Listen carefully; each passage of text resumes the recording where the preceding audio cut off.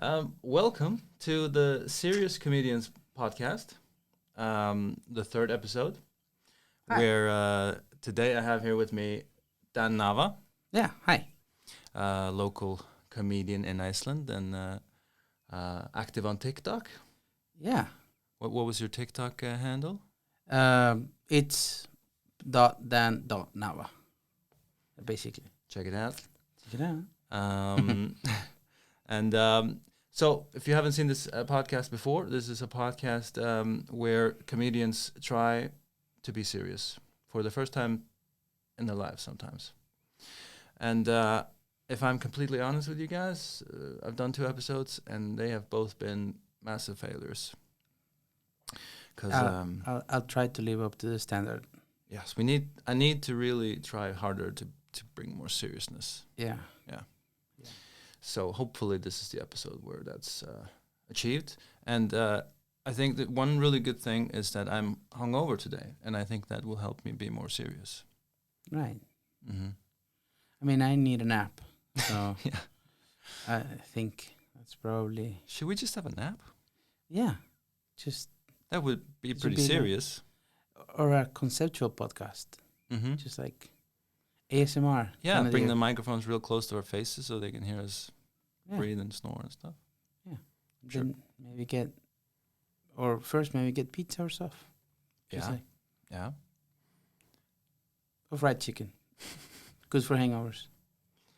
That's my go-to for hangovers. Yeah, fried chicken. Fried chicken. Pizza's my go-to. Yeah. Yes, and I'm really glad that you came on today because Yeah, I've been actually thinking that it would be really good if you could help people, if we could make like a tutorial for immigrating to Iceland. Dan is from Venezuela originally, Yeah. and so what do you think about making a tutorial for people to immigrate to Iceland? Well, that's specifically what I told you we were not going to talk about today. Oh, Yeah. I thought you said that's what you wanted to talk about. No. I said specifically not to. You didn't want to make a tutorial. No. Mm. It would be weird to have that kind of responsibility upon me. And I do not like responsibilities. Only jokes. Well, then I don't really know what we can talk about.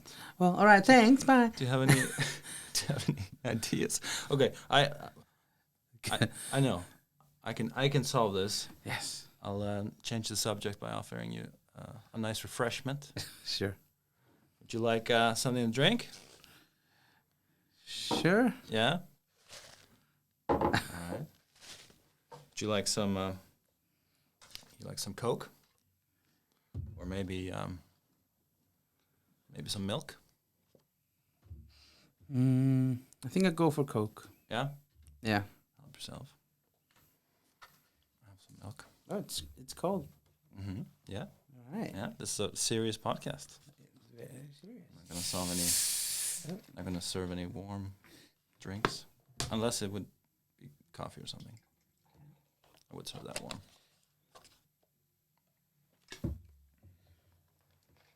Yeah. This is nice, right? It's getting better. Better. Yeah, sorry. And okay, so I think let's give people some context. Oh no. We met in the Secret Cellar Comedy Club. Yeah. Rest in peace. Rip in peace. Yeah. And we did half of a intermediate stand-up comedy course. yeah, we finished half of a course. Yeah. That explains a lot. Yeah, basically. Yeah. Explains everything. Yeah, so much.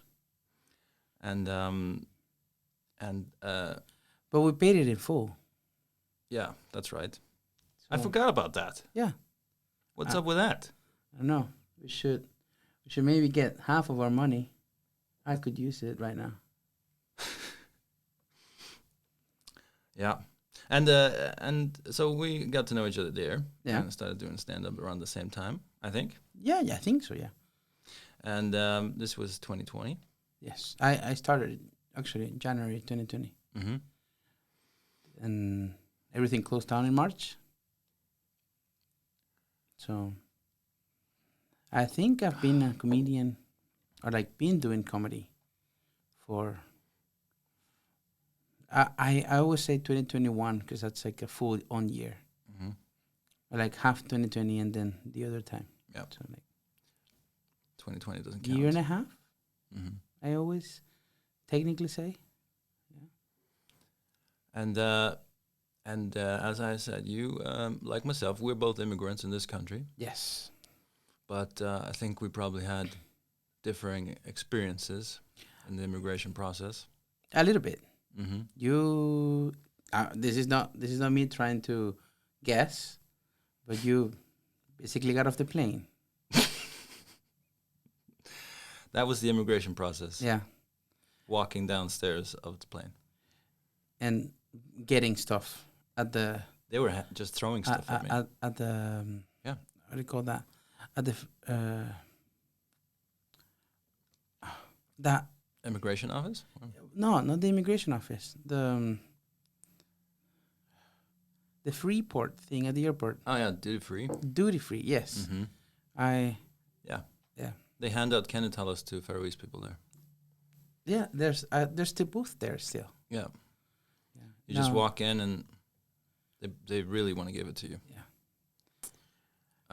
I had to prove that I belong here somehow.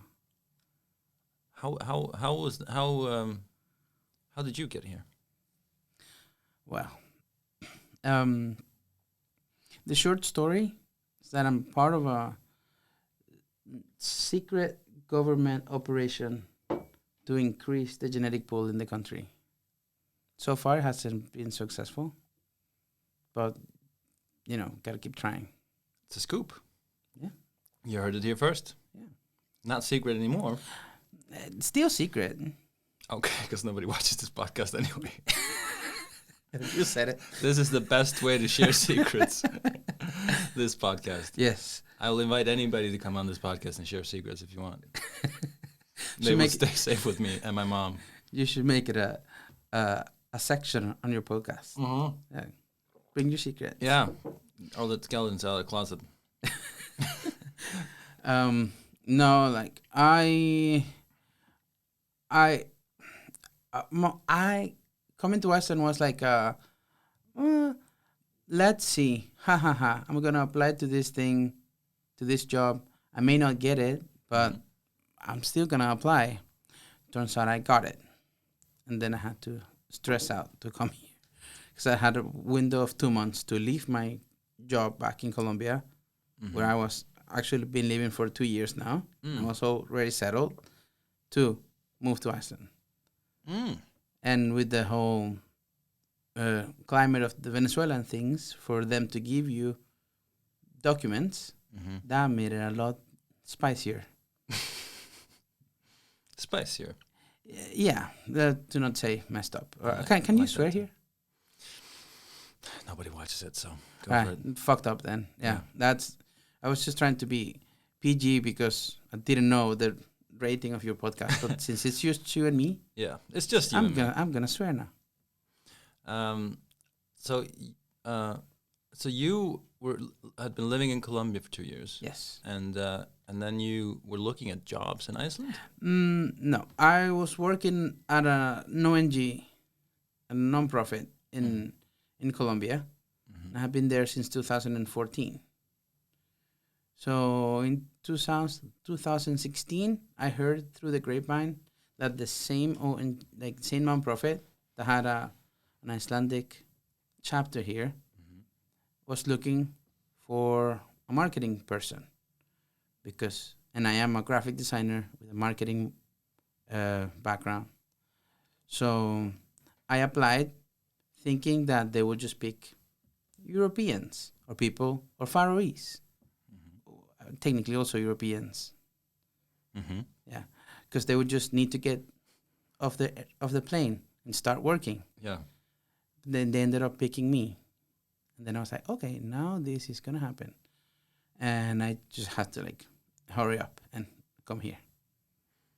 Wow. So it was just like you know how you say like maybe back in 2010, people say for the lulz. Yeah. I came to Iceland basically for the For the lulz. lulz. Yeah. Any Gen Zers out there, if you have a different term for it, you can put it in the comments. Yeah. Yeah. But so you you obviously from Venezuela, you had been living in Colombia. Had you been in any other countries? Yes. I was an exchange student in the US for about a year and a bit. Mm-hmm. I was in Alabama. Alabama. Of all places. Yes. Forrest Gump country. Yeah, but up north of Alabama, where it's more progressive. Yeah, the north of the south. Yeah, it's weird. Like it's closer to Tennessee. Mm-hmm. So it's like same distance. Saying here, for example, Reykjavik to Akranes. Mm-hmm. So I spent a bunch of time there going to concerts, and not in Alabama. How old were you then? 22, 3. Yeah. Okay. Wait, 22. And how old were you when you moved to Colombia? 20. 28? 27, 28? Wait, 2014. You're making me do math. This is a math podcast today. Yeah. Math is serious. Yeah. Like 2006, I was 20. So 28, yes. 2014, just 8 more years. Yeah, see, I can still do math. That's good. Yeah, I can count. I can't check it for you. I wouldn't be able to. Well, if you have a calculator and I'm wrong, please comment on it and, Tell us how dumb we are in the comments. Yeah, of course. It's not going to be difficult. No. So yeah. Okay. So you had lived in the US for 1 year, and then you had lived in Colombia for 2 years, and you applied for this job, and you got accepted, and you were so surprised by that. Doesn't sound like you were expecting. Not really. Like, because it had like several interviews. The process had several interviews. So by the time I got to like one of the last ones, I was like, yeah, they're surely not gonna pick me because there's this. You always have this energy, I guess, when you're at a job interview and they want to just like push through it, like they just want to be done with it. So I got that. Got that feeling? Throughout the whole interview. It must have been a Skype meeting or something. It was. But those are so weird. That was very, very weird. I was alone in my apartment. Can you describe the meeting? It's so long ago, but it was just like I had 3 people looking at the screen, looking at me, and then I was alone in my apartment on the other end. And mostly just one was talking. The other 2 were judging, basically. And whenever the person that was talking was like, "Do you guys want to add anything? Would you guys want to say something else?" They were like, "No." Just not even like a normal no. Just like no. They didn't want to. They didn't even want to move their mouth enough to say a full no. No. No politeness. No polite. It's just like very. But then I think I realized I was being Icelandic, just being like. Yes, you came here and cold. then you realized, this is every day. Yeah. So it's like, oh, okay. And it was kind of surprising when they're like, yeah, we want you for the job. What? Okay, what am I gonna do now? So what did you do then? I scrambled for documents between Colombia and Venezuela and send them there. Mm-hmm. And I should have come here in July 2016, but because of Venezuela not giving me the documents on time, and also Icelandic immigration demanding that I get a new passport, I came here in September 2016. Mm-hmm. So I had to go back to Venezuela to get a new passport so I could finish the process here. It was... Was that stressful? Yeah, a little bit. You could say that. Stressful, anxiety-inducing. Did you feel like it was gonna they were gonna tell you, "I'm sorry, you don't have the passport," or that it was gonna end in some way? Yeah. I mean, you always get that. And then once, well, you don't always get that. I don't know that. You don't always get that. I have no idea. I'm talking to you as if you could empathize with me, but No, not really. I don't have any empathy right now. No, you're hungover. Yeah, that's right. Yeah. So, but you get the same thing when you apply it every year through visas. Oh, right. So, if anything, it was like the French say, an amuse-bouche, like a mouth opener, A taste. like a taste. Yeah, a taste of what's to come. Mm-hmm. Okay, so that was stressful, and then you learned that this is going to be every year. Yeah. So I was like, now that I'm talking to you about this, I'm feeling like maybe I have some sort of like kink or something, because not everybody would like get this. What is the kink specifically? Just waiting for government offices to give me papers. Because I have been doing this for 6 years. I think that's a very easy kink to satisfy in Iceland. Yeah. And, you call, and then they keep you hanging. Mm-hmm. This is just that. Yeah. That. It's a bureaucratic masochism. Yeah. Mm. Like, because it's a different kind of pain. Yeah. Like, it doesn't leave a mark. No. But it's still pain. Oh. So, maybe that. Yeah. That's interesting. See, I'm finding things about myself in this podcast. We invented a new kink? Or you did? Yeah. Should have just opened an OnlyFans for it. Yeah. Instead of going through comedy. You can record your phone conversations with the government agencies and instead of doing comedy, I would have just yeah. I would have been swimming in money. You can start today? Yeah. I could. No, well, not today. No, it's all closed. It's on. But yeah. I could start. I could get everything ready to start fresh with the new year. Mm-hmm. Okay, so you're saying that you got all the paperwork to move here. Yeah. And then you said something about doing it again every year. So every year you have to do this? Yeah. Every year you have to do what exactly? Apply for a job visa. Mm-hmm. Well, not anymore, because I'm a permanent resident. From when? Since 2020. Mm. Actually, the same year I started doing comedy. Mm. So I needed a different kind of pain. Yeah. So the pain of bombing, pain of immigration stuff. Yeah, same. Same kind of pain. Yeah. So yeah, since 2020 I'm a permanent resident. So I have just basically one step left. For the citizenship. Yeah. Mm-hmm. Which is like the biggest pain, but I still can't.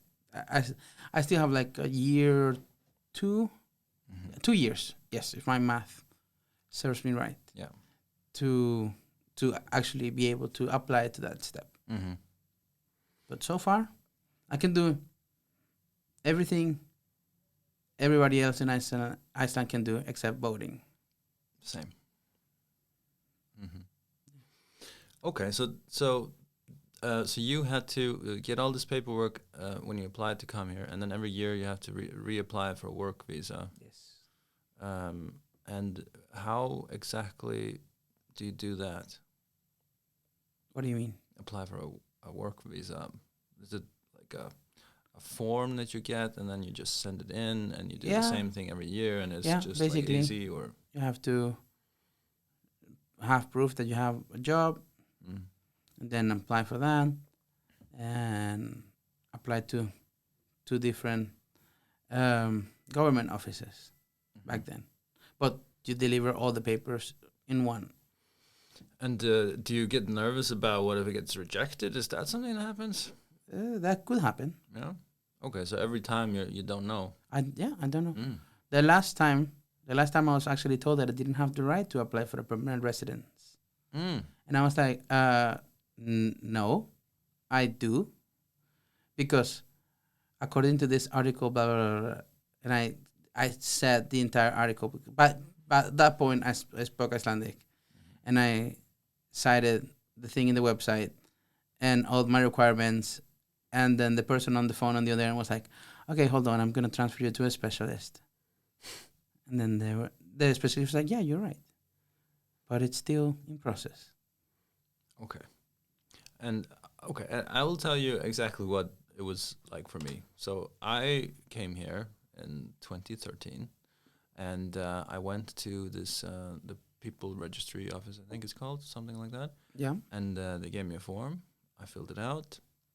Right then and there, it was one page, and then I handed it to the person there, and they told me that within 14 days I would get something in the mail, and like 2 days later I had my Kennetal in the mail, and then I was, basically an Icelander who can't vote. Must be nice. Yeah. Do you have to pay anything? Not that I can remember. No. Yeah. The flip side is that I'm from the Kingdom of Denmark. Yeah. And when I was studying here, I had to be in contact with the Danish student financial support system, and for my student loans. And so they want everybody to use this electronic ID thing to log in and do all your business in there. But since I never lived in a Danish municipality, I can't get one of those. And so I would have to call them and wait on the line for, 45 minutes or something. And then I get the person and I explain to them, hey, I'm having this problem, and then they tell you, oh, can you go on the website and do it there? And I explain, no, sorry, I can't get the electronic ID. And I think, what do you mean you can't get the electronic ID? I'm from the Faroe Islands, and I never lived in Denmark, and now I live in Iceland, and they didn't know what I was talking about, and because there's like not many people, so they probably never talked to a Faroese person before, and I would get questions like, but there's one person who thought Iceland was in the Danish kingdom. Yeah, I asked if I could talk to somebody else. Yeah, so I know it from there, a little bit, but not from immigration to Iceland. Well, yeah, okay. But you would think that with this whole colonization deal, they would acknowledge the Faroese, the Faroe Islands, and the Faroese, for that matter. Yeah. So apparently not. No, we are a bit of an afterthought. Okay. Yeah. Now you know. So maybe, well, you guys are already independent, but like 95%. Yeah. Yeah. Just like Faroe Islands. You've been in a toxic relationship long enough. Right. It's time to think about yourself. I think. Stop hiding the bruises. Yeah. Yeah. What if they discontinue that shade of foundation? Think about it. Think about it, friends. Yeah. Oh. No, we have a lot of people who love Denmark angry in the Faroe Islands. But no, we don't actually. They don't watch this. But if I may ask, like, I mean, you could have just gone over to Denmark, which is good. Objectively, I'm not gonna say better, but more convenient, and better. because you can go everywhere in mainland Europe from Denmark. that's what makes it slightly better. Yeah. Well, Also, climate. yeah. Mm-hmm. Why didn't It's you better in go- every way. Yeah. Why didn't you go there? B- because I wanted to study psychology, and in the other Nordic countries, in order to get into psychology programs, you have to have basically perfect grades from high school. I did not have perfect grades in high school, and then I found out that I could apply in Högskola Islands, University of Iceland, and Yeah. I could give it a shot here. That's the reason. Yeah. Okay. Mm-hmm. And was your degree in Icelandic? Yeah, everything was in Icelandic. Yeah. The books were English. Yeah. but Like my lectures and exams. degree. Like my degree. I have a degree in education now. Yeah, it's the same. Yeah. Mm-hmm. From education in like early childhood education studies. Yeah. Which is I'm a kindergarten teacher. When did you start in that? 2020? You No, 2021. Started in 2021. Yes. Or 2020. No, I fall I- 2020. Yeah, I remember talking to you in 2020 when you said you were doing that. Yeah, I think. fall 2020. Mhm. I remember I had to wait until I became a permanent resident so I could apply for school. Mm. Because if I applied for school with my work visa, I would have to change my status as a student, and that means cutting hours at work, which means less money. And with a kindergarten salary, you don't want that. You don't want less money. You don't want less money. No. Like that hurts actually. Yeah. So fall 2020. Yes. And you moved here 2016. Yes. So how good was your Icelandic? If you can describe, I don't know if you can describe that, but how good was your Icelandic when you started the degree? Well, not good. I mean, when I started the degree, it was like I understood the lessons and like papers, and because that area has a lot of research, and the early childhood stuff has a lot of research in Iceland. So there were several papers that I had to read in Icelandic, scientific papers, I can publish stuff, and it was at the beginning it was kind of difficult. So I was just writing the things as I was going, like I was highlighting the things. It's like they are saying this, they are saying this, like this is about this. So like I could find out like the story throughout the paper and the article. To understand the text. Yeah. Mm. Some things I had to ask for permission to do in English because of time constraints, and some I didn't understand it, like presentations and class stuff, and when you have to like have discussions in the classroom, everything else was in Icelandic. Yeah, I got to do some assignments in English also. Yeah, thankfully. I was because of time. Otherwise I wouldn't. But I did something, and now that I have a degree, I can say it. All of the projects that I submitted were first draft. I did not reread over anything. Must have been good enough though. I don't know. For me, it was just like I'm just gonna send this and hope the universe cares. I had a few of those. There's a point in the semester where you do that. Yeah. Like it has, in my case at least, like a little bit after when you cross the middle mark. Yeah. Week 2 weeks after that, you can do that. You can start doing that. Like you have the option. And last week, if you haven't used those at the that's when you use all of them. And it's not gonna affect you in any way. I think. I don't know.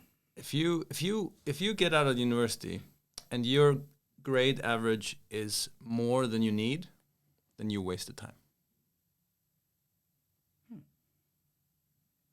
about that, listeners. Well, how do you know what grade average you need? Yeah, I guess you don't really know until later. Yeah. I don't know. I don't know how it was actually here at that level, at the master's level, but like I remember stories back from Venezuela that Venezuela has like a 1 to 20 point grade system. Mm. And when you're at a master's level, if you don't have anything over a 16, they advise you to retake the class. And Advise you. as in, Suggestion. but it's more like you have to take it again. Oh, okay. Mm-hmm.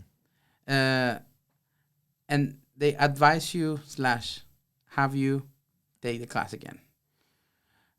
But in here, so the 1 to 10, and I always worked under that assumption that I at least needed a 7 to pass things. Oh, so you assumed that from the beginning? Basically. Mm. So I never asked. Yeah. So it's like, okay, if I have a 7, then I think I'm good. Because like five to me was like, it's too suspicious. Yeah. Like, did I pass? Did I not pass? Yeah. I don't want to ask if I passed or not, so that people would tell me like, you know the answer. I'm like, no, I don't. So I just didn't want to go through that. No, you actually didn't pass. So I know that a 7 was like, okay, You're safe. I know that I passed. Like, I think in the University of Iceland, in the bachelor degrees, a 5 is a passing grade. I think so. And in the masters, I think a 6 as a rule of thumb. But then depending on degrees, there are different rules. For example, if you when I did my bachelor's in psychology, after the first semester, you needed to have an average grade of at least 6 to go into the next. And you needed to pass all the courses, and so different rules for different programs, I guess. okay. So you started university, and your Icelandic was not the best. No, when I started university, I was somewhat fluent. Like when I came to Iceland, I had no Icelandic. Yeah. Then around 2018, my Icelandic got progressively better, because that's when I started working at the kindergarten. Mm-hmm. And then, surprisingly, kids in Iceland do not switch to English with foreigners. Yeah. So adults better take notes. Yeah, listen to the kids. Yeah. They don't switch. No. So I was forced to use Icelandic at work. Mm-hmm. And 8 hours a day of using Icelandic, you're bound to get better. That's a lot of practice. Yeah. I then took some courses in Icelandic, and then by then I could just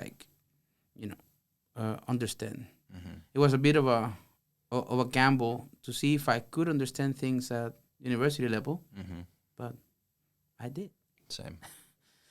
And I also worked in the kindergarten, and that was the fastest learning that I did. Yeah.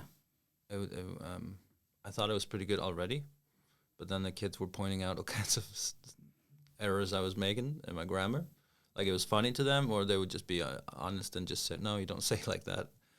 And I get that with the older kids now. They're like, "Why do you speak so funny?" I'm like, I'm a comedian. yes, because I'm a comedian. Just tell them that. Yeah. And also, like, because I'm learning, you should teach me Icelandic. And they're like, "No, you're not learning." I'm like, yes, I am. They say that? Yeah. What do they mean you're not learning? No, they don't believe that I'm learning Icelandic at the same pace as them, because I'm an adult. Oh, right. And I should know it all. They still believe that. Right. Kids. Oh, that's so funny. So they can't imagine that somebody else came to Iceland and doesn't know Icelandic. Unless you're a kid. Mm-hmm. If you're a kid and you're coming to Iceland, you don't speak Icelandic, they understand that. Mm-hmm. But if you're an adult and you're struggling with your Icelandic, Yeah. they do not. because kids. Yeah. When you're an adult, you're supposed to know it all, like have all the answers. Which, spoiler alert, doesn't happen. No. No, not here at least. Oh. Maybe it's some sort of like Netflix VPN thing where like I don't have the content of Icelandic yet. I have the content of Venezuelan stuff, but not quite in the Icelandic. But you're a little bit older than me. And I was really hoping that by the time that was going to be any moment now. No. That's disappointing. This is a serious podcast. I'm not here to give you like joy. Yeah, no, I'm really happy. Yeah. About not getting joy. But maybe the only joy you could possibly get is when you're the same age as me, and you have somebody that's younger that looks to you and say, "Oh, he has everything figured out." And I can tell them, no, still don't. And then I'm gonna pass on what you passed on to me.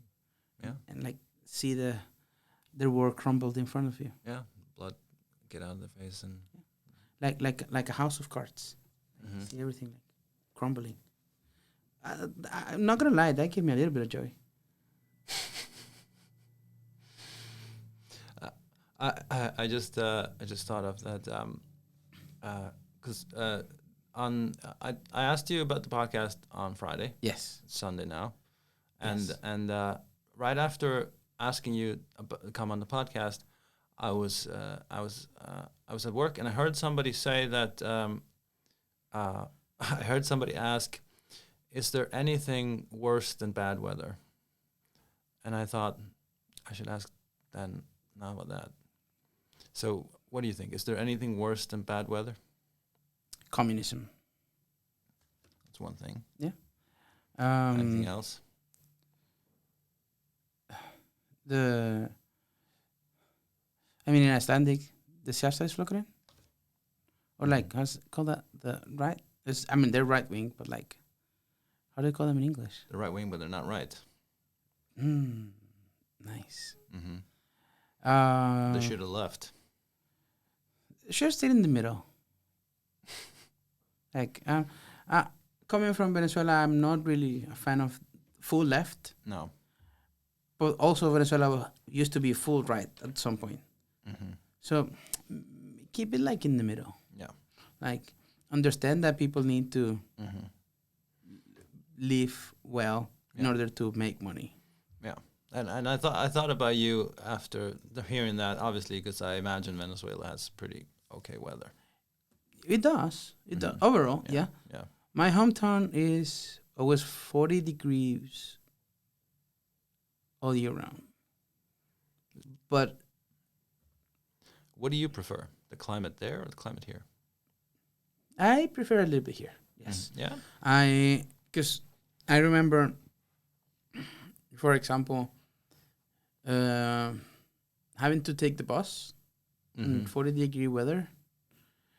It's you wanna rip your skin off. Here, it's okay. You just take your sweater off. If you're hotter, but if I'm taking a shower if I would take a shower back in Venezuela, I would be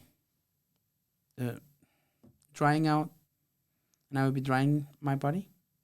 And don't know if I would be drying sweat or actual already sweating. Yes, I know for a fact that I'm drying water beads off my body. That's comforting. What else is better? What's worse than bad weather? A lot of things. A lot of things. Yeah. But bad sex. Yeah. Yep. Yeah, because it takes a while to get away from that thought. I once had such bad sex that I forgot a hat on the way out. I was like, I need to go. You need to leave. I need to leave. I'm going to be late for the bus. And then once I was in the bus, I was like, where's my hat? And I kept looking. And I left it. I heard that some people use that as a trick to increase the chances that you'll meet again. You leave something, and then you have an excuse. Oh, that was not. would not been the case. Mm. It was such bad sex that I preferred leaving items of clothing Mm-hmm. before having to go back there. Yeah, you'd almost walk out naked.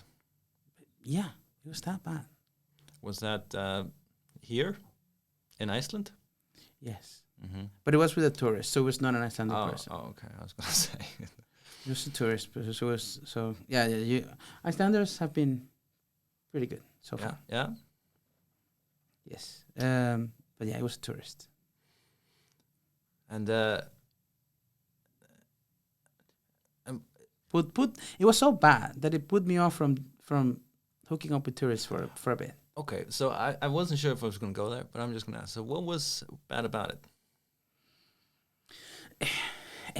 Everything. If I go back, Mm-hmm. I remember, like, I don't know about you, but like when you first kiss a person, Mm-hmm. you kind of have like a sense of how the night is gonna go. Mm-hmm. You can feel some kind of Yeah, chemistry. If they're a bad kisser, you're not gonna have high hopes. yeah. But like even if they're sometimes bad kissers, they like there's hope. Mm-hmm. Yeah, they can get better. Yeah, or you can steer this boat. Yeah. This boat was Titanic. Titanic had just like fresh after being caught by the iceberg. Mm-hmm. Like this is my mouth. This is the other person's mouth. Mm-hmm. Usually when you kiss, you probably go something like this, and you start going like this. Yeah. It came like this all the time. Like Like they were trying to eat my your mouth. my mouth, and it was uncomfortable because it was like, can you not? So they really liked your lips, I guess. But I need Were them. they smacking? No, I don't know. It was just weird. It was just weird. But like I was already there. Weird kissing. You were already there. Just like, okay, let's see where this is going. It did not go well. Mm. So yeah, you just do what you have to do, Mm-hmm. and then you just like, oh my god, look at the time. I need to go. Yeah. I find sometimes the kissing can improve. Like, Yeah, yeah, sometimes.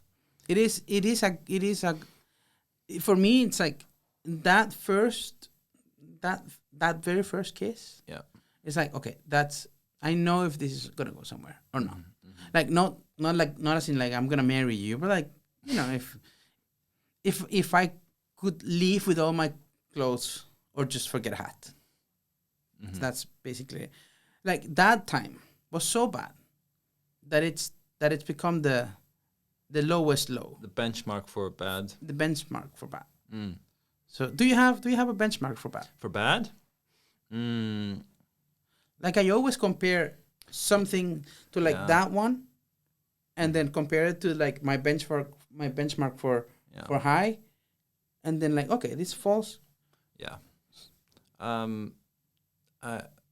Yeah. One time I went home with a girl, and the whole time she was giving off the vibe that she wasn't interested and didn't want to be there. So I was asking her, and she kept telling me, "No, this is good. No, I'm fine." And she was just like literally like a zombie or something. And I just could not wait for it to be over. And then she stayed the whole night, and the next morning, I was just like waiting. You know, when you wake up hungover with like somebody in your bed, and you're just like wondering, when are they gonna leave? Let's see how this goes. She didn't pull out the watch and say, "Oh, I have to go." She so it was a bad night, and then she just wanted to stay in the morning, and she wanted to have coffee and hang around, and I just couldn't understand. Why would you do that though? Like, I don't know. That's why I am usually the one that goes Mm-hmm. and then leaves with or without I think items of clothing. I think if I ever end up in that situation again, I think I would just leave my apartment. You could have just said like, I need to run some errands, Mm-hmm. and then Yeah. I don't know, but like tip for the future, you'd be like, hey, I need to run some I errands. need to go do some errands, and then I'll leave, and then I'll go right back in. Just do like a Walk around the block. something like that. Or you could walk her to the bus, and like I'm taking what bus are you taking? Mm-hmm. And you just say another number, say a different number, and then once you have her safely in the bus, okay, you just like walk back home. Now I'm wondering about what is dating culture like in Venezuela? It's very my experience, Mm-hmm. because my experience both. Oh, by the way, I'm bisexual, so my experience is a little bit different, and I've always been what you would call a nerd Mm-hmm. in Venezuelan standards. Yeah, or maybe like in Icelandic standards as well. I'm also a nerd. I don't know, but What kind of nerd? like the kind of nerd that goes to like cultural events, like movie festivals and stuff, because they were free, but there was also like a place to meet your friends. A cultural nerd. Yeah, but not like but there are different kind of nerds at least in Venezuela. Like there's the cultural nerd. I'm very into music still, so it's like I would just go to gigs and stuff like that, and or movie festivals with friends. But there's also like the anime nerds, Mm-hmm. and there's also like the art nerds and all of that. So I was very much a nerd. I had like back then like graphic T-shirts with like sarcastic comment loading and stuff like that. Mm-hmm. That kind of nerd. And in my hometown in Venezuela is basically. Did you ever watch in MTV Laguna Beach? No, I don't remember. Do you remember the brand Hollister? Yeah. Everybody wears Hollister in there. And if you do not, then you're a nerd. Mm. Like back then, That was the cool brand. if you had a this is a while ago. Mm-hmm. If you had a BlackBerry, Yeah, that time. around the time I lived in Venezuela, you were cool. If you had a Nokia phone, you were weird. Mm. That was like on that time where Android was still like popping their head out. Mm-hmm. So Nokia was still like fighting. Yeah, they're the big guys. Yeah. So when I left Venezuela, I got an Android phone and all that stuff. But I was very much a Nokia fanboy until they decided not to go with Android. But I was a Nokia fanboy also until iPhone came around. yeah. But the dating culture. Well, you needed to have somebody in your target's person social circle so that they could introduce you. You cannot just walk up to a person and be like, hi. Or go to a bar and find somebody, boy or girl, dance with them and just go. Because of insecurity and crime and all of that. Yeah. So you needed to be friends with somebody that was like in that group that you can get introduced and then try it out. But also, once you were in, you were subjected to the group of friends approving you or not. Okay, so it's not just one person evaluating you; it's the whole group. You have a panel of people of doing it, and with girls, which is mainly what I dated back in Venezuela. If one of the good friends of the girl was did not like you, then you had it uphill. You had an uphill battle. So you have to win everyone around you, plus the person. which is to me that's a bit tiring. Because once those people, because you're the new person coming in, once they decided that they don't want anything to do with you, then that's it. That's that.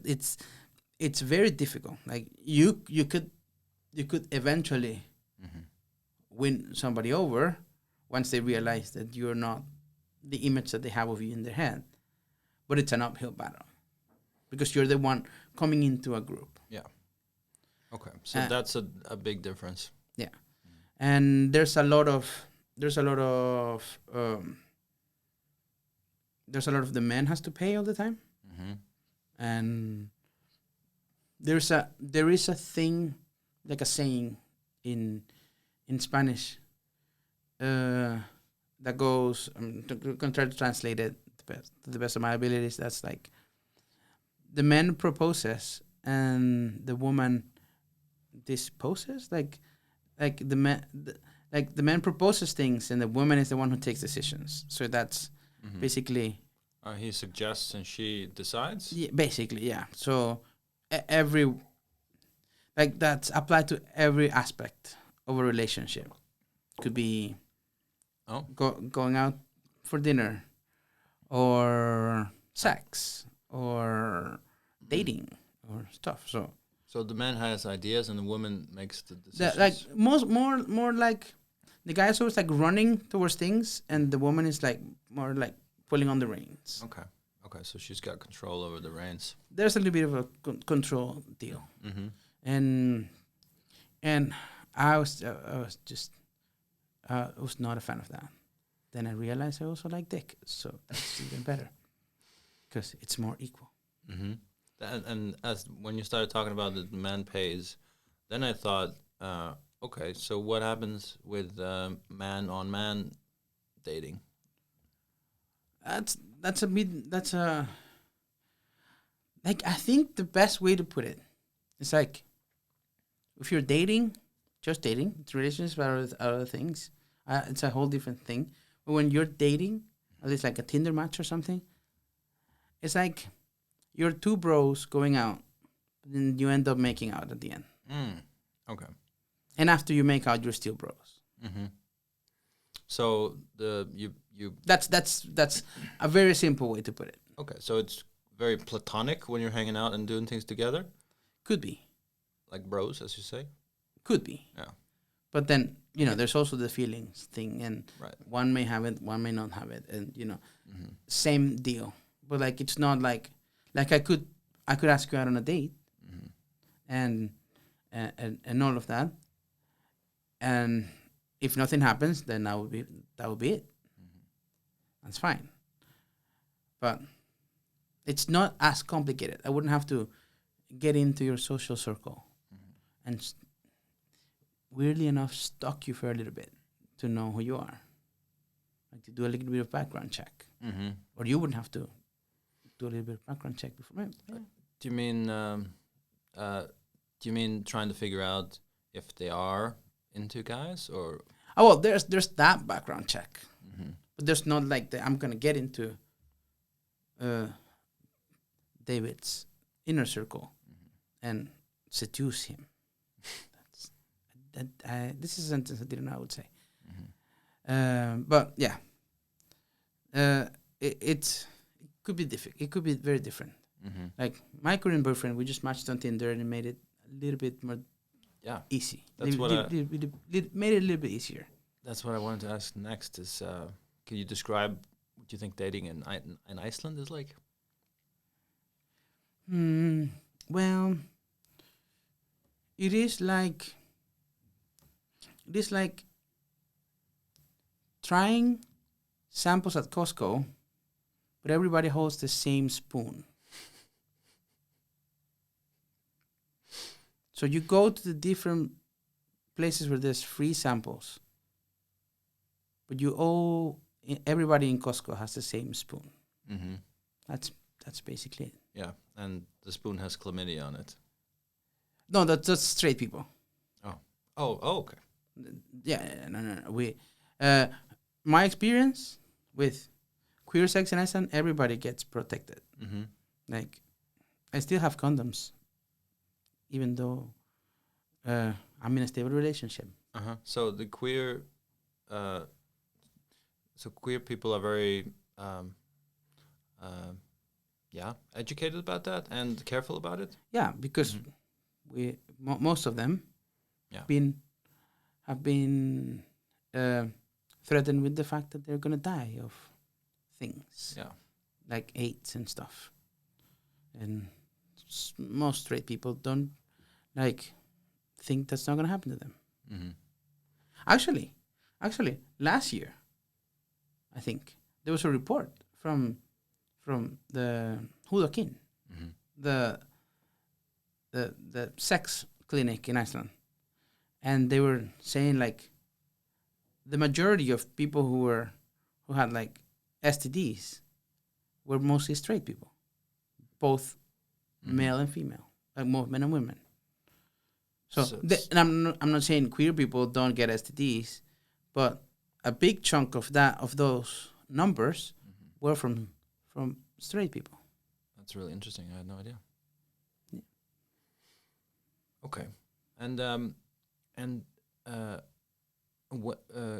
do you mind if I ask you about your coming out story?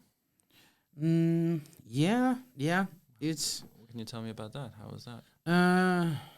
Well, I came out in 2019, but I've been partaking in dick before that. So it's like I ran out my free trial period and said, okay, I'm just gonna keep doing this. I'll pay for the subscription. But I knew I was bi since I was 15. Yep. Because when you get together with your guy friends and you talk about girls, I'm like, okay. I was secretly always waiting for somebody to just be like, okay, now I'm gonna talk about the guys in the class, and I thought that was gonna be a thing, but it didn't happen. I was like, is it just me? But I could see the girls and I had feelings for them, and and I could understand the I got the tingles from seeing them in their Catholic school uniforms when I was 15. In my Catholic school uniform, different boy and girl. I didn't wear skirts, just to make that clear. Even though I have the legs for it, but that's another story. That's another thing that I'm trying to work through. And it's not too late. Yeah. Maybe in the summer, not here. No, not now. Not now. No. Thinking about taking advices from Sparkles. Yeah. They have a great sense of style. Mm-hmm. And yes, and I mean it. They have a great sense of style. But Cinder Sparkles, yeah, Icelandic comedian. Yes. Mm-hmm. Hopefully he watches this. Oh, probably not. Or they. Yeah. Oh my God. No, he goes also by he. Like he does all pronouns. Yes. I don't remember. I think so. So hopefully I didn't. If Cinder, if you're watching, leave a comment and tell us where it is or something. Yeah. Don't try to get me cancelled. But yes, I could understand. I felt like the whole thing, the tingle stuff. But I just also wanted to, I always felt like also wanted to talk about the guys. And back in Venezuela, I didn't really want to explore that part because of safety. Mm-hmm. I always felt that it could be more difficult for me in that sense, even though it's not illegal. But Latin American society with a little bit of like not the most progressive one, still to this day, not the most progressive one. So I was like, okay, let's just do girls.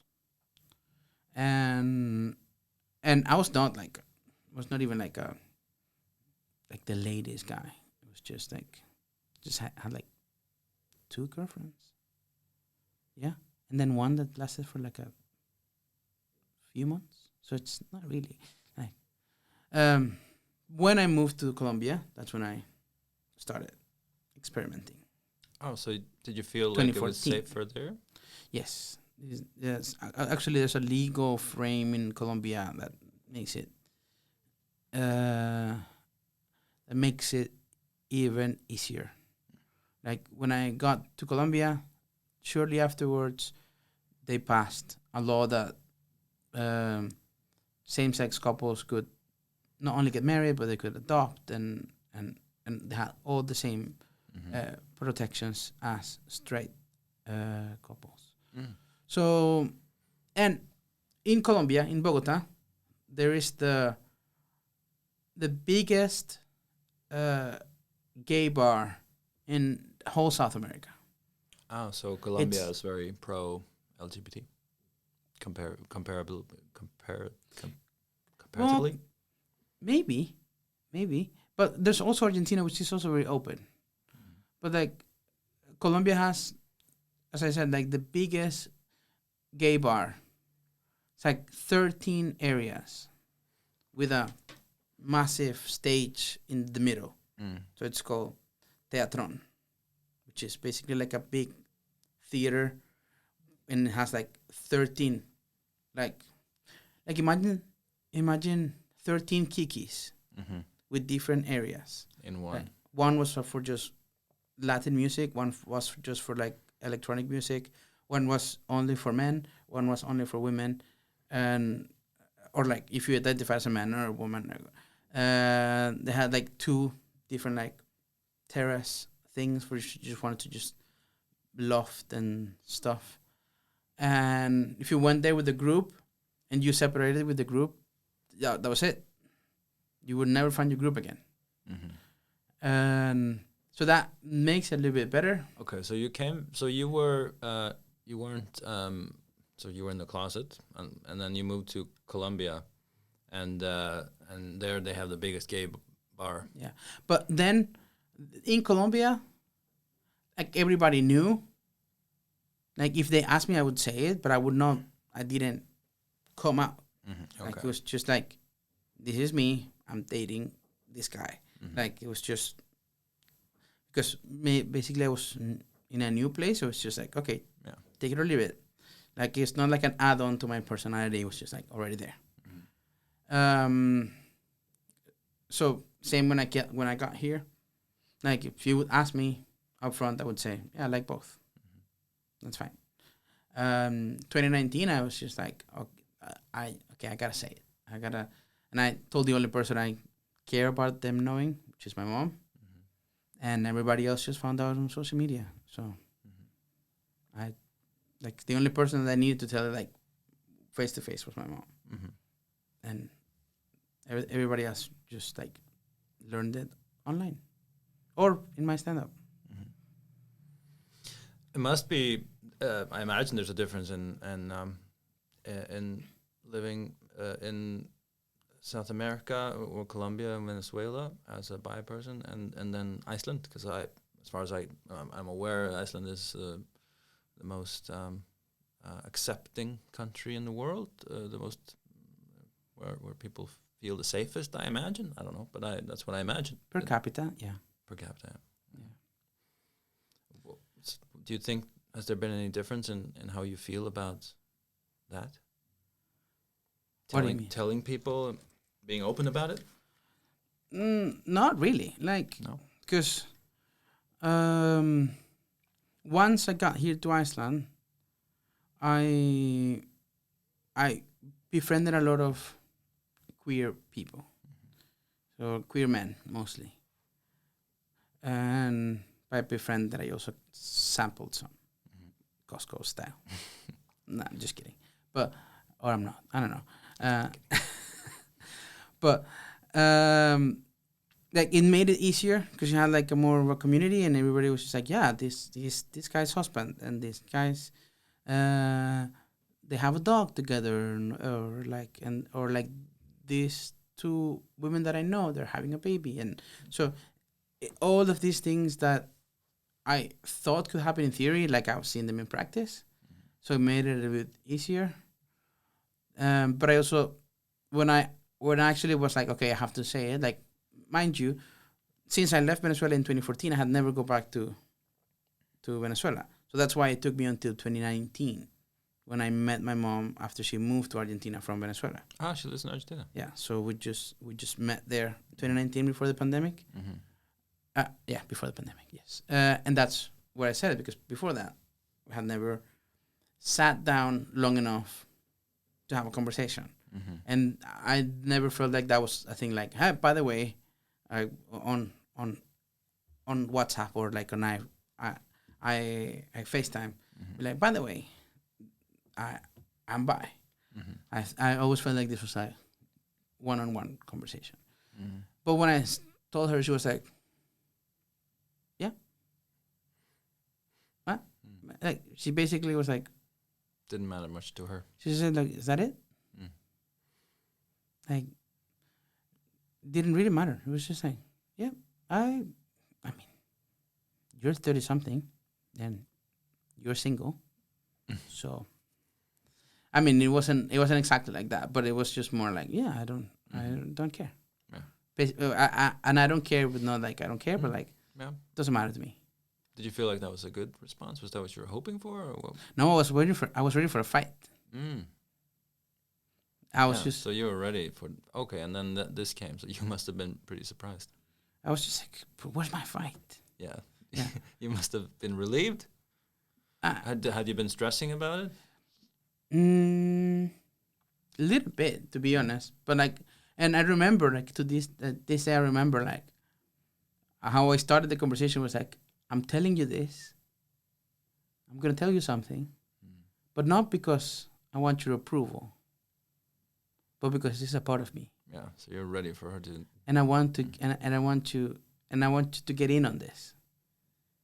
And then I told her, but like that, my intro was like, I don't care if you like it or not, but this is I want you to be part of this. Yeah. So that was me. Like, I was ready for the fight. I was like, no, it's fine. I don't care. If you're happy, I'm happy. And I'm like, no, I need a fight. I need to walk down dramatically. No, it didn't happen. Did you feel that for a bit afterwards? Like, did you feel like that fight was missing? Did you feel it was weird afterwards, or were you? No. It was just like, I don't know. You're like extra, probably like extra charged with anxiety, and then when you don't happen, it's like, okay, that's it, or like, more like when you get a shot, and then just like you're just waiting for it, and then it's like, that's it, like it's over before you know it, and it's like, oh, okay. And your mom lives in Argentina, and you hadn't seen her for a long time. No, she came when I graduated from the master's, so she came. She came here in June. So since 2019, I hadn't seen her like in person. Then she came in June. And how do you feel about living away from your family and your network there, your support network? I think this is pretty much on brand for me, because if I'm going like way back in time, like when I was in 6th grade, I wanted to go to university,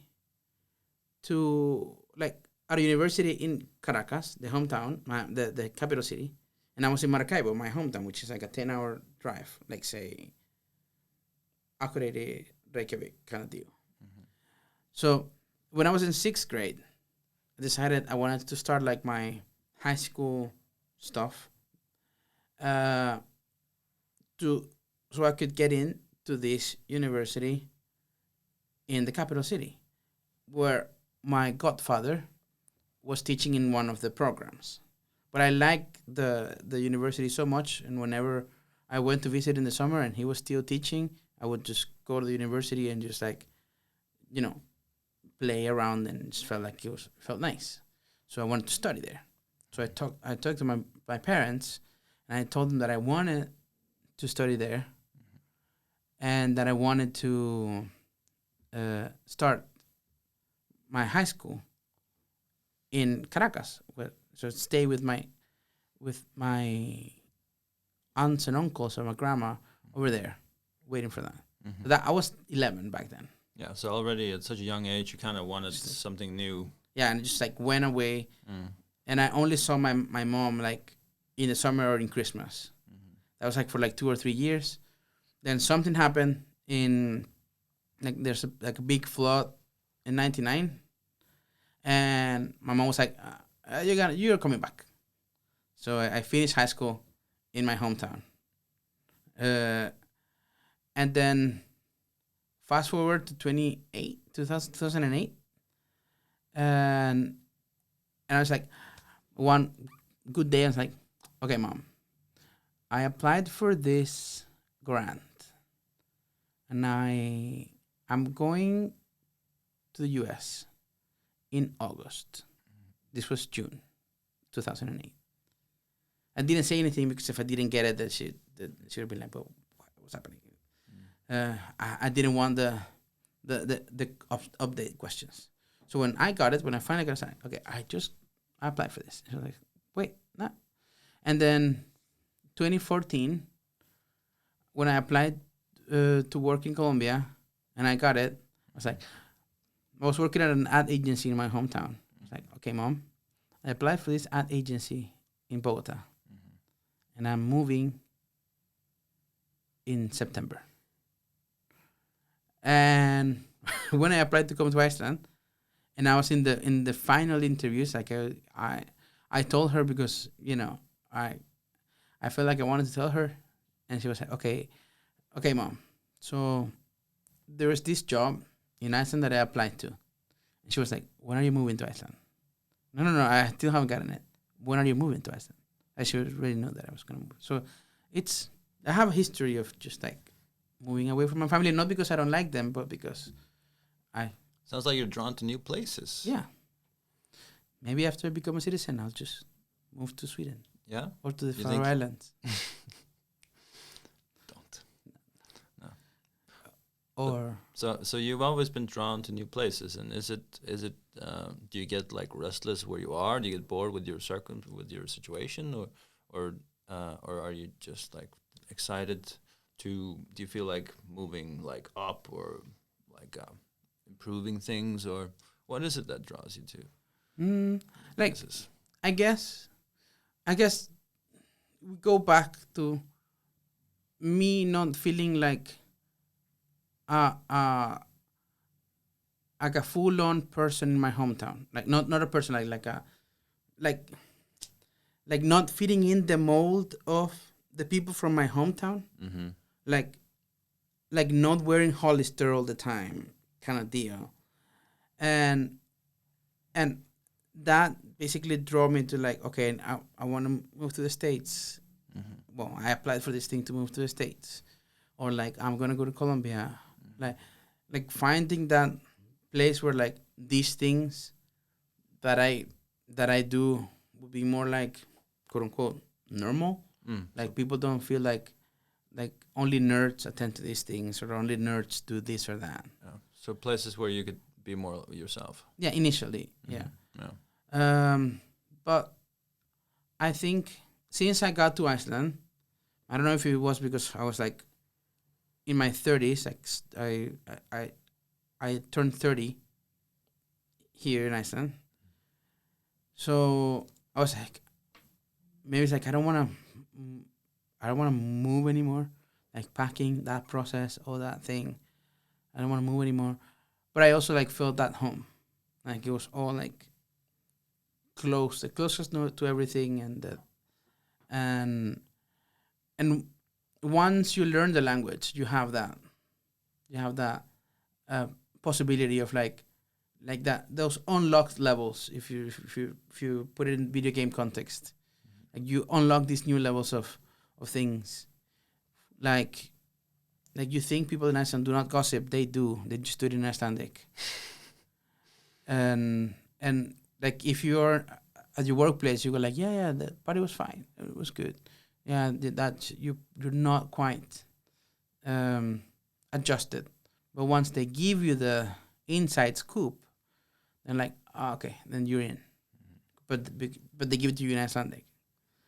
So yeah, once I got better in Icelandic, that's where I started to feel more and more at home. Also, public pools They're very nice. and being able to book a cabin in the countryside through your union. And yeah, like once I got at home with Iceland and seeing the increasingly terrible news in the US, I always ask myself, like, why did I want to move to the US in the first place? You tried it. When I with the thing,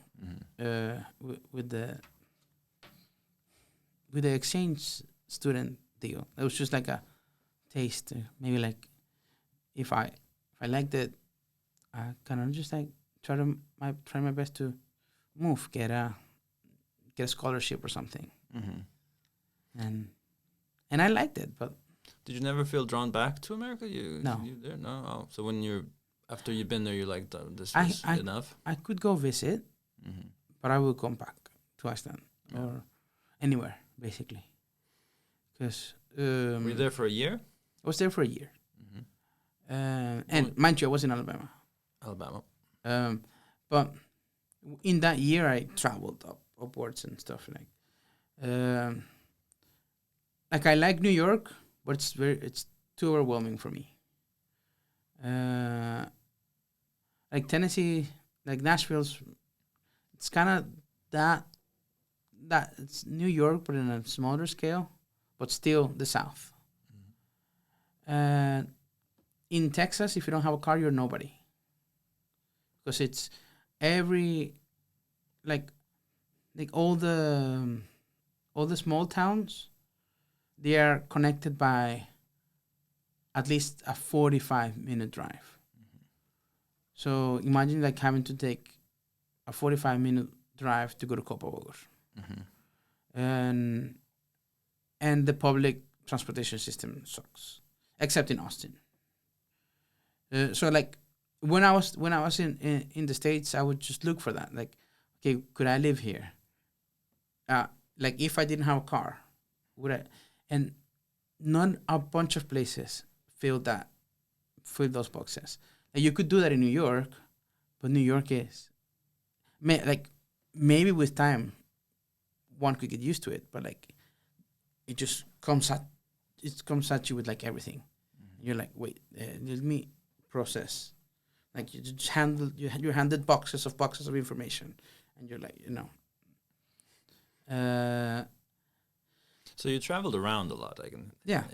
And so I were you did, bored with the place where you were staying? No. No. Because when you had like long weekends, just using You to want to travel. see. Yeah. Yeah. Like I was not gonna stay in that one place, but it was more like I'm already here in the U.S. Let me try to go to as many places because I don't know if I'm coming back, kind of deal. So I took the Amtrak, took the trains there. I took some flights. I took some buses. So I traveled around with like both train. Train is by far my favorite in America, but it takes a lot of time, and sometimes there might be like stops for like a day or two in places. So, but what was it like where you were staying? What was that like? It was very much a school town. Like if there was University town. University town. Like if there weren't any classes, then there's basically not much else to do. And the buses were not so much buses; they call it shuttles. So, and after 5 o'clock, they would stop running. So, it was also like if you didn't have a car, or if you didn't know somebody with a car, you were nobody. So, what is it that made you feel like that you don't want to move back to the U.S.? To the U.S. I don't know. It's like maybe like that. Comparing the culture here and the culture there, the culture that I'm already used to here. Like, it's.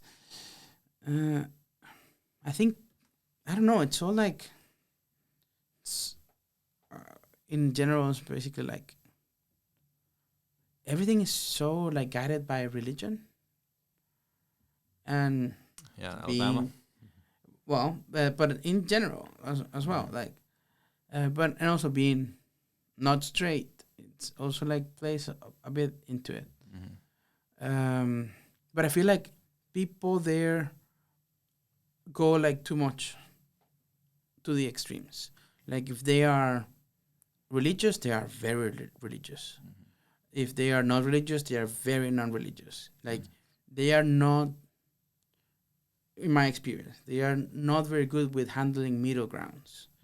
Like one of the things that happened to me was like I was talking to a girl that got a job that I knew from the dorms, that got a job at the Starbucks inside school, and we were talking. There was nobody else in line, and we were just doing some like bouncing off sarcastic / flirty comments to one another, and then I say something about like, yeah, haha, God doesn't exist or something like that. I don't even remember what the comment was. And then somebody walked in line and heard that and came into the conversation, like just like and like said something about like God being the only thing and the Alpha and the Omega and all this stuff, and stormed off the place. I'm like, okay. And she was also like, okay. Like, it was just like very random. So it's just like, here in Iceland, you can be a little bit more of like, you can make jokes in this sense that when you're talking to people and people are not going to get offended as much. About religion, yeah, nobody cares. Nobody cares. Nobody cares. But the people in general here are not as into the extremes, although they might be like everywhere else. But like the culture is basically like you're like either 100% Republican, for example, or 100% Democrat. Like there's also in politics, like there's no way to just like reconcile, like, you know, build a consolidate. Like half, like do middle grounds, do grays. So that's probably that's also. That's something you like. Yeah. I get it. Yeah, I don't think I would want to live in the U.S. either. Maybe for a period of time, just to see what it's like. Yeah. But there's nothing there that I'm like, oh, I need that in my life. No. If I went back, I would go back somewhere north, or somewhere north, maybe like Chicago, for example. Still in the middle. Yeah. Or like Chicago or like Washington, like DC. Also, two cities with like very good transportation systems. I don't know about New York, and I've been to New York like about 2 times. But it's once when I was in the exchange program, and once while waiting to come to Iceland. It was supposed to be a 2-week delay, so came to New York, then I ended up being there for 2 months, and then go back to Venezuela to get the new passport, and then come back to Iceland. So that's where you were waiting until you could get the green light to come to Iceland. Yeah. Oh. And in those 2 weeks that turned out to be 2 months, I lived a lot of like my day-to-day in New York. So it's like that's how I'm like, I don't know if I could live here. I could get used to it, but I don't know if I could live here. I want to go to New York, but it's only to see stand-up. I want to see what the stand-up culture is there. Yeah, and back then I was not even I stand-up didn't register, so I could have at least tried to do that, but like I was mostly just walking around and like seeing things and like taking in like the art and stuff, and like more like street art in New York is really good. So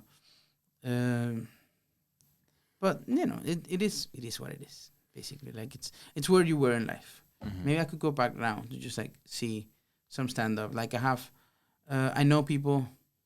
I have an acquaintance or a friend, maybe an acquaintance at this point, but who's been another Venezuelan friend slash acquaintance. We worked together in Colombia, and then he moved to the States, and he's been doing really really good in stand up comedy in New York, and also promoting stand up comedy in Spanish in New York, which is pretty good because of all the cultures uh, meshing in New York. And he's really good. He's a really good comedian. Does he have any social media or anything? Yes, his name is Angelo Colina. I can put it on the screen right now. Yeah, and he's really good, and he started doing comedy like a little bit before me, and I thought he was always good, but I never knew that I had some sort of comedy material in me until I took that course that we only did half of, by the way. Yeah. Can you so that course that we did, what did it do for you? Did it do anything for you? Yes. Yeah. It's like it helped me a little bit, like, to understand how comedy, I see it like as as an amphibian creature. It has to live on paper, but it also has to live on stage. It's like once you take that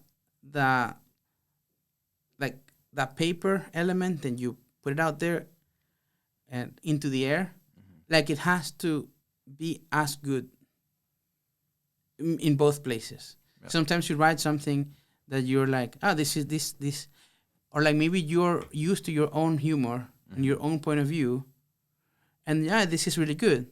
But once you say it on stage, it doesn't work. So, and also comedy, I as a graphic designer, the graphic designer in me also associated with like photography. Like everybody with a camera can do photos, but a photographer is defined by their point of view. Like we could be taking a picture of like these bookshelf that we have behind you, and it would be like we can take that picture in very different ways. And as comedians, we could talk about the same subject, but it is how we're approaching it that makes us different. Yeah, and I don't say and this doesn't mean that you are not funny or that I am not funny. It's just like how I'm approaching this thing. So I guess that's basically what it is, because like there's all of the words are done, and you can write them in any sort of combination, but like the way you get to that point is how you do it, and that's that's what makes comedians funny or like interesting.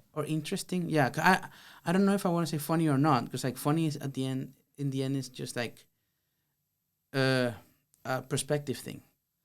Like you have jokes that I think are signature jokes of yours, and I admire the way you got to them. But if I were to take the text and say it, it wouldn't feel right. No.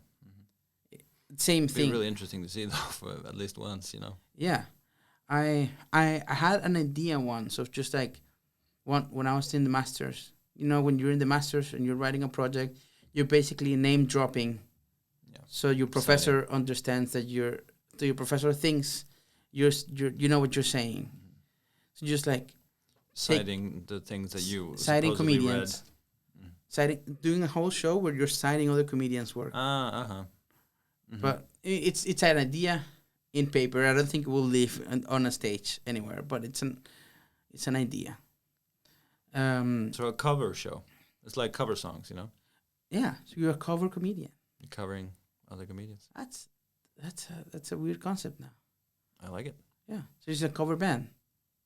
You become like a cover comedian. yeah. So you cover up like I don't know, Bill Burr You or could be John an Gaffigan. impersonator. If you're an impersonator, then that would kind of make it cool because now then it becomes its own act where you're impersonating, not just doing the joke, but you're impersonating. Yeah, yeah. So it's a weird idea, but yeah, like or like all the people like that do comedy here in Iceland, like they have their way of approaching jokes, and I admire the way they got to those jokes. But I know I couldn't. I know I'm not even gonna try to to to get to the same jokes through that path because it's gonna result in a different thing or it's gonna feel disingenuous. Now you want to find your own way. Yeah, you want to find that point of view, and I think that's what takes the most time. I read a book, and like that it took Steve Martin about 10 years to find his point of view, and he was always like doing sets here and there, and like even while his career was growing and he became like very famous, and you don't even see Steve Martin, or at least I never saw Steve Martin as a comedian first. I thought he was an actor, but like it took him that long, and his career like swerved to acting and writing and stuff before he found his point of view. Like you also Whoopi Goldberg, like you don't think of Whoopi Goldberg as a stand-up comedian, and she doesn't see herself as a stand-up comedian. She sees herself as a storyteller, because it's the way she has mastered the way she does her jokes as stories, which it's I think that's with this new like resurgence of stand-up comedy. Like there's stand-up comedians here and there, like, and there's so many to keep track of.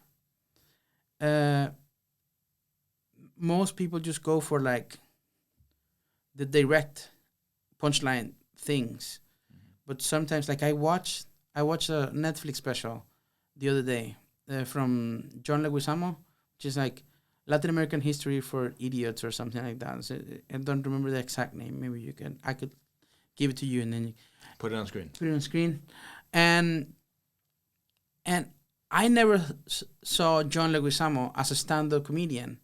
I always thought he was an actor, but when I Googled him, or like, because I have seen his movies before. Like, no, he started doing stand-up, and then he evolved to acting, or like did more acting jobs, or got more acting jobs. And when I saw that that special, that Latin American history for idiots or morons or something like that, it's also in this for dummies. No, it's not for dummies. It's like for morons or something like that. I posted it after I watched it somewhere, and I thought that because I thought it was really good. And he is approaching Latin American history in a funny way, but like it's a thing that it's the whole set that is funny. Like you don't really, I don't know. I kept trying to think like, how would this thing, how did he go to this thing, like that's an hour or a little bit more? How did he break it into like bits? Because it all looks like a whole string of things, and so everything leads into the next. In a way, but it's a monologue that is also funny. So it's more like a monologue that is also that also has punchlines. A lot of TED Talks are like that. TED Talks or TikToks? TED Talks. Oh, okay. I was like, a lot of TikToks are also like that. Maybe, yeah. I guess I never saw a TikTok, but TED Talks, they're like funny presentations. Yeah, but it didn't feel like a presentation. Like he was just like talking about his personal things and how now that he was a parent, he had to pass down this identity of being Latino to his kids, but also with the identity of his partner as well, like how those conflate. And then it goes into a thing like where like Americans are not only those that live in the US, because even and all these things like immigration and how America sees immigration, but like digging data like these many people from the, I'm just gonna say Haiti to say something, or like these many people from current Dominican Republic or blah blah blah, like they helped actively American independence to America to achieve independence, and this is not in the history books, and then they have then America has like the audacity to call themselves only America, and when there's a whole history that he didn't even know about. So like there is some research, and it is a monologue, but it also follows the set up punchline deal. But it was for me difficult to just like, okay, if he was like in a bar trying to do this 5 minute by 5 minute sets, which is what you get. Maybe that comes with having money and having a team behind you, like, okay, this. Yeah, so it's hard to see how you could build that up when you do open mics where you get a very short period of time. How he built this whole long thing from that kind of practice. Yeah. Is that what you mean? Yeah. I mean, you could probably see like another, like someone that's a little bit more recent.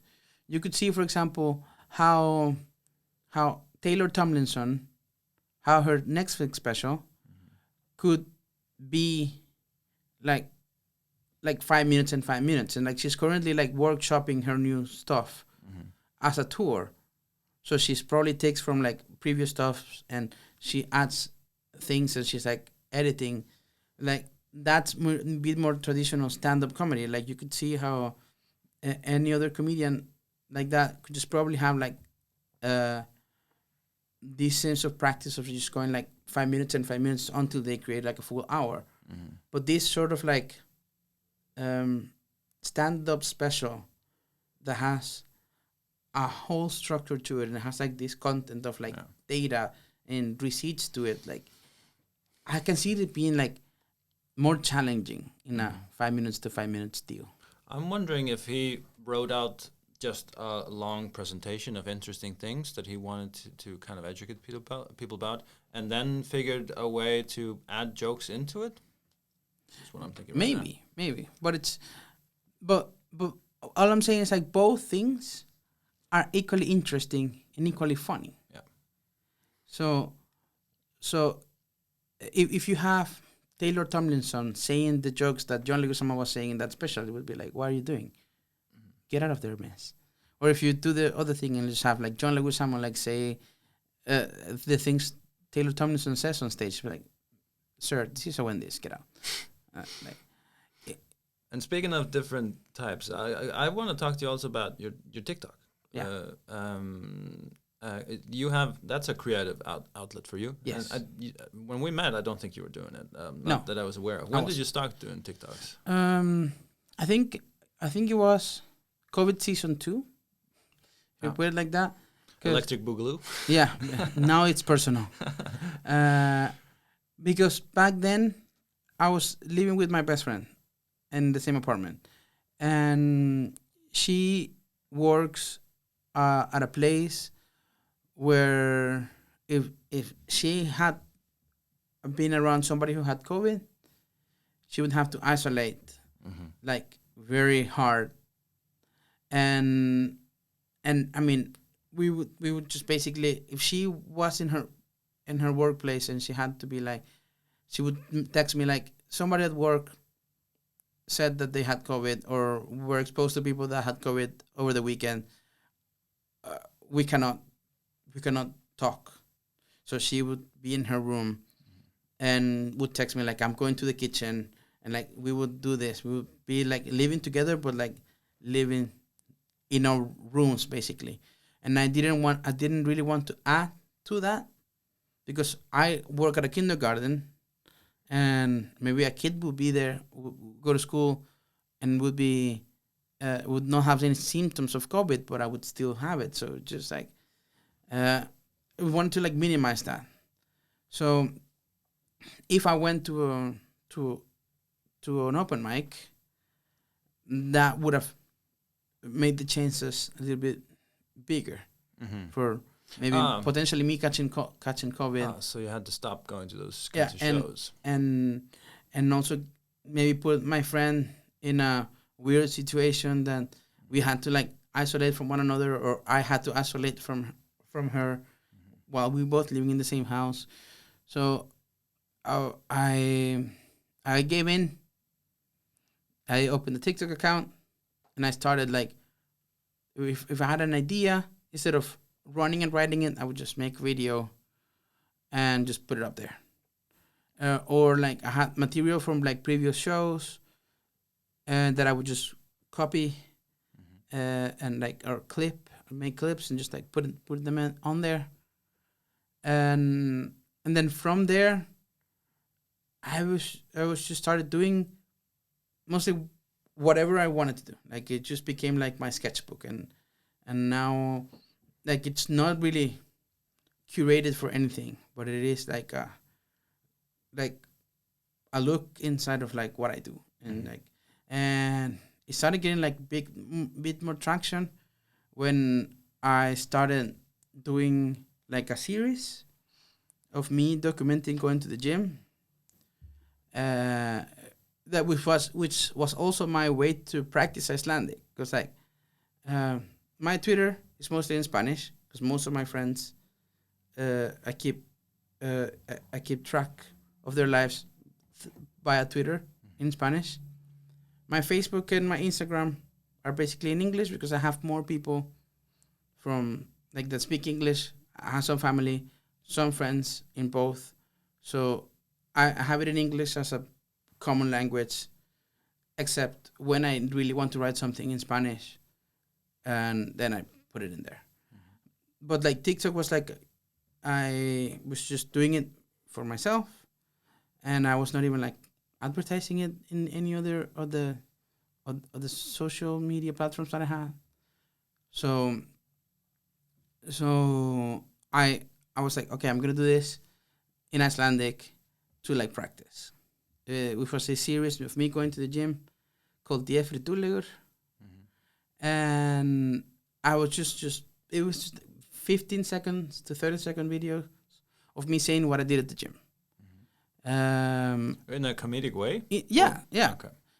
Sometimes in a comedic way. Sometimes if I didn't have the energy for that, I did this and that. So like a short video blog. Yeah. Because like for example, if I was at the treadmill and I would just have like a short video of me in the treadmill and be like, this is me, running away from my imposter syndrome, or running away from sjálfstæðisflokkurinn or something like that. And then somehow like it got traction. Like I was just like around day 6 or 7, like there was one video that got like all of a sudden like 20,000 views. Wow. And that must be a rush to see. I didn't understand. I was like, why do people care so much about me going to the gym? My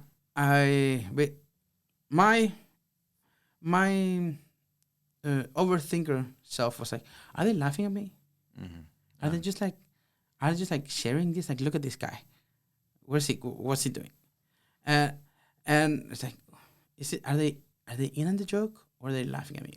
What's it's like, but before that, my videos would just make like 1,000 to like 5,000 views, and then suddenly up to suddenly 20. just one had like 20,000 views, and I was like, okay, what's happening? And then later on, people would just like stop me in the street like, hey, are you the guy on TikTok? I'm like, yes. Or like, are you like David Tulu? Like, yes. And it was just, to this day, still a bit weird because I mean, I'm doing it for myself, but I know people are watching it. Mm-hmm. But like, and there got to a point that at the kindergarten, like before the summer, that a group of kids saw me at the playground with the kids as we were about to close the school, and they walked into the school looking for me, and my other coworkers were like, "What the hell?" And then I said, "What? Yes, this is something. I'm on TikTok. They recognize me on TikTok." But then I had to tell the kids like, "I'm working. This is my workplace. Mm-hmm. Like, if you're not here to pick up kids, or if they're not your siblings, it's not the best idea for you to be at the kindergarten." And they understood, and she's like, "Yeah," like high fives and all of that. But it was just like, okay, this is a little bit like weird.